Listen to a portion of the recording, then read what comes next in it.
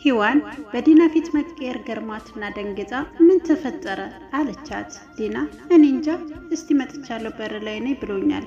ምን እንደተፈጠረ ከሱ እንሰማለን፣ ግን ድምፁ ልክ አይደለም አለቻት። ሔዋን ከተቀመጠችበት በፍጥነት ብድግ ብላ ወደ በሩ ወጣች። አዳም ፍዝዝ ብሎ ሲመጣ በር ላይ ተገጣጠሙ። አዲ ምን ሆንክብኝ ውዴ አለችው። ጉንጩን በሁለት መዳፎቿ ይዛ አይኔኑን እያየች እኔ ደህና ነኝ አትጨናነቂ አለና እጇን ይዞ ወደ ቤት ገባ። ቦስና ዲና ሲያዩት ደነገጡ። ቦስ ምን ሆነሃል ወዳጄ አለው። ዲናም ቦስን ተከትላ ምን ነው ችግር አለ እንዴ አዳምዬ አለችው። ሔዋን ጎትታ ሶፋው ላይ ያስቀመጠችው።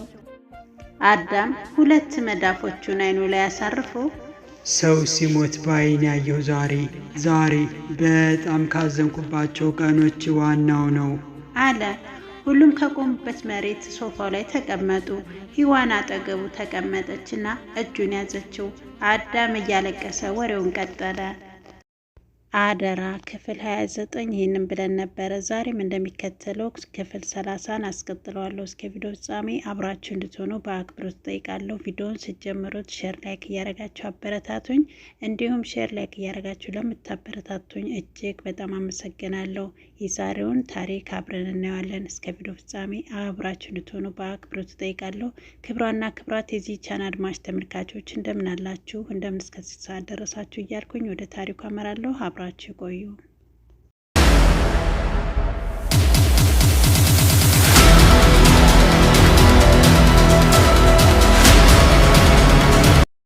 ዶክተር ስለ ሔዋን ሲያወሩ ሰምቼ ነበር። የካንሰር በሽታ ስለያዛት አተርፍም ሲሉ የኔ ሔዋን መስላኝ ራሴን ስቼ ነበር። ከዛም ከወደኩበት እስክነቃ ጠብቀው ያንተ ሔዋን ሳትሆን ሌላ ሔዋን ናት አሉኝ። የመዳን ትንሽ ተስፋ የላትም ሲሉ ነበረ። ከዛም ዶክተር ሔዋን የምትባለውን ታካሚ ላያት ፈልጋለሁ ብያቸው ነበረ።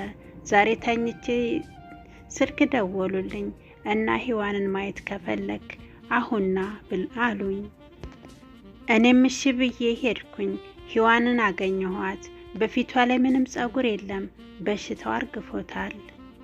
ዝም ብዬ አየኋት። የሆነ ቦታ የማቃት መሰለኝ ኡፍ ካለ በኋላ ወሬውን ቀጠለ። ለማስታወስ ብዙ ከፈጀብኝ በኋላ አስታወስኳት። ማደጊያ ቤት እያለሁ እሷን አውቃት እንደነበር ታወሰኝ። አብሮ አደጌ ነበረች። ከስታና ገርጥታ ማንነቷ ጠፍቶ ስታየኝ እሷን ማወቀች መሰለኝ። ፈገግ ብላ አዳም ብላ ፈገግ እንዳለች ማልቀስና እግሮቿን ማፋተግ ጀመረች። ከዛም በቃ አፋን ከፍታ አይኗን አፍጣ ቀረች። ደነገጥኩኝ፣ በጣም ደነገጥኩኝ። ዶክተሩ አይንና አፏን አስተካከሉላት። ልቤ ተሰበረ። አለቀስኩ፣ በጣም አለቀስኩ።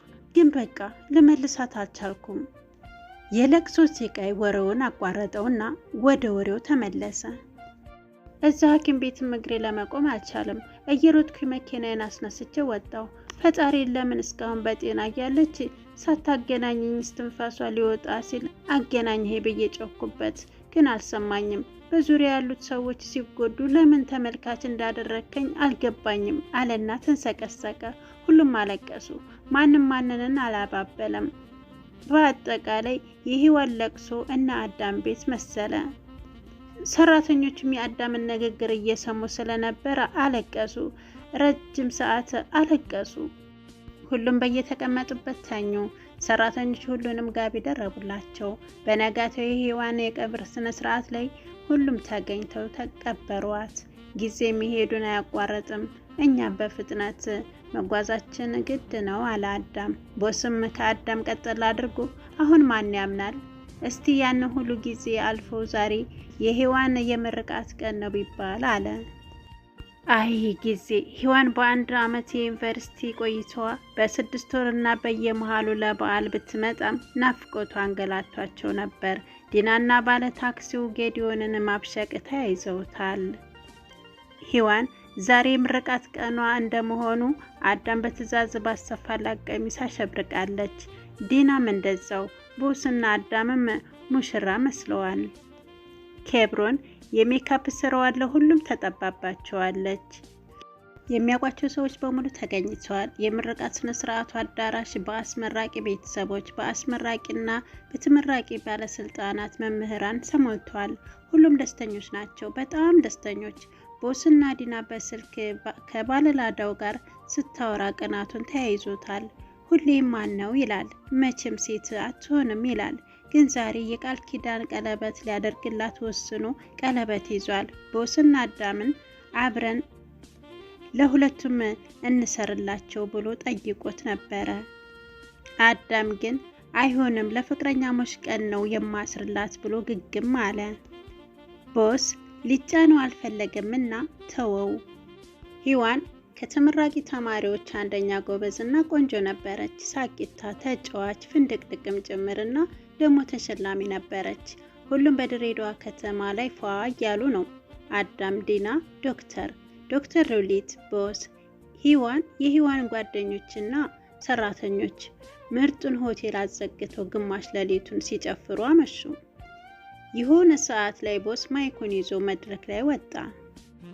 ቦስ አንዴ ትንሽ ጊዜ ስጡኝ አለ። ሁሉም ሊናገር ነው ብለው በጉጉት መጠበቅ ጀመሩ። ወደ ዲና እያየ ነይ ወደዚህ አለ ፈገግ ብሎ። ዲና በግራ መጋባት ወደሱ ቀረበች። ቦስ ተንበረከከ። ዲና አሁንም ግራ እንደገባት ነው። ቦስ እንዲህ አለ፣ ዲናዬ፣ አንቺ ማለት ለኔ በህይወቴ ትልቅ ዋጋ ካላቸው ሰዎች በላይ ቦታ አለሽ። እናማ ባለፈው ህይወታችን ፍቅረኛ ይሁኝ ብዬ ብጠይቅሽ ጥያቄን እንደተቀበልሽኝ፣ አሁን ደግሞ ሚስቴ ባለቤት ይሁኝ ስልሽ ምን እንደምትመልሽልኝ ለመስማት ጓጉቻለሁ። ዲናዬ ታገቢኛለሽ? አላት። ውድ የአልማዝ ቀለበት ከፊቷ ቀረበላት። ዲና እንደፈዘዘች ቀረች፣ አለቀሰች በጣም የደስታ እንባ። ከዛ እጇን ዘረጋችለት። ቦስ በቀስታ የቃል ኪዳን ቀለበቱን እጇ ላይ ሰካላት። ሁሉም አጨበጨቡ። ሔዋን ሮጣ ሄዳ አቀፈቻት፣ እቅፍ ጭምቅ አረገቻት። እንኳን ደስ አለሽ እህቴ፣ ላንቺ በጣም ደስ ብሎኛል አለቻት። አዳምም ወደ ዲና መጣና አቅፎ እንኳን ደስ አለሽ ዲናዬ እህቴ አላት። ዲና አዳምና ሔዋንን እንዲሁም ቦስን ሁሉንም በጋራ አቅፋ አመሰግናለሁ አለቻቸው። ከዛም ፕሮግራሙን ካቆሙበት ቀጠሉ። ሁሉም ዲናን እንኳን ደስ አለሽ እያሉ ሳማት። የደስታ ምሽት አሳለፉ። ከዛም በተያዘላቸው ክፍል ገብተው ሁሉም ተኙ። የደስታ እንቅልፍ፣ የፊሽታ እንቅልፍ። ሁሉም ጭንቀቱን ማራገፍ ባይችልም እንኳን የተወበት ነበር። ምሽቱ በእንቅልፍ አለፈ። ልክ ከንጋቱ 2 ሰዓት ተኩል ሲሆን ሁሉም ሆቴሉን በስፔሻሊ ባዘጋጀው ቁርስ ላይ ታደሙ። ከሰዓት በግል መኪናቸው ሁሉም ወደ አዲስ አበባ ተመለሱ። የሔዋን የምርቃት ዝግጅትና የዲና ያልታሰበ የቃል ኪዳን ቀለበት ስነ ስርዓት በዚህ መልኩ አበቃ። ይህ ቀን መቼም ላይ ይረሳ፣ ሁሉም ጭንቅላት ላይ ተጻፈ። ይህ ከሆነ በሳምንቱ ሌሊት 12 ሰዓት ከ35 ላይ የዲና ስልክ ጠራ። የማታውቀው ስልክ ቁጥር መገመት ለሷ ቀላል ነው። ያው ጌዲዮን ነው። አነሳችው። ትሰሚኛለሽ? እንደምትፎክሪው የማትፈሪ ከሆነ ከ30 ደቂቃ በኋላ ነይ፣ በርሽ ላይ መኪና ልክልሻለሁ አላት። ዲና ብትፈራውም እሺ ጥሩ እመጣለሁ ጠብቀኝ ብላ ስልኩን ዘጋችው። ዲና በጣም ፈራች። ስልኳን እንደያዘችው የስልክ ቁጥር ማውጫው ላይ የባለላዳውን ቁጥር አውጥታ ደወለች። ብዙም ሳይጠራ ዲና እየተርበተበተች ስስማኝ ጌዲዮን ከ30 ደቂቃ በኋላ ላገኝሽ አለኝ እኮ አለችው። አምላኬ ምን ይሳንሃል? በጣም ደስ ይላል። ስጠብቀው የነበረው ነገር ደረሰ። በጣም አሪፍ። ይኸውልሽ አሁን ምንም መፍራት አይጠበቅብሽም። ለቤተሰቦችሽ ቤተ ክርስቲያን አሊያም ጓደኛዬ ማታ ብለሽ ውጭና አግኙ አላት ባለላዳው። ዲና ፈጣሪ ይርዳኝ፣ እሺ በቃ አለችው። ባለላዳው አይዞሽ በቃ አሁን ስልኩን ዝጊው። ሁሌም ከጎንሽ እንደሆንኩኝ አስቢ።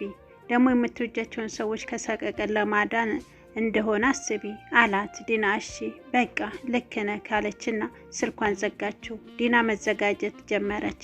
ጌዲዮን ብዙ ጊዜ ሊገላት እንደሚዝትባት ስለነገራት ግን ደግሞ ዲና የእኔ ሞት የምወዳቸውን ካዳነ 99 ጊዜ እሞታለሁ ብላ ራሷን አሳምናለች። ዲና ወዲያው አደራ ክፍል 30 ይህን ይመስል ነበር። አድማጭ ተመልካቾች አደራ የእውነተኛ ታሪክ የተመሰረተ በደራሲያን ዓለም የተጻፈ ሊያልቁ ሊጠናቀቁ ትንሽ ፓርት የቀረው ጥቂት ፓርቶች የቀሩት ናቸው። እንግዲህ ምን ይፈጠራል፣ በምን ይጠናቀቃል የሚለውን ሰሞኑን አብረን በጋራ እናየዋለን። እስከዛው ላይክ፣ ሼር እያደረጋችሁ አበረታቱኝ።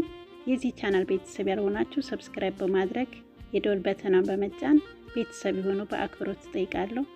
የዛሬው ትረካ እዚህ ጋር በቃ። መልካም ጊዜ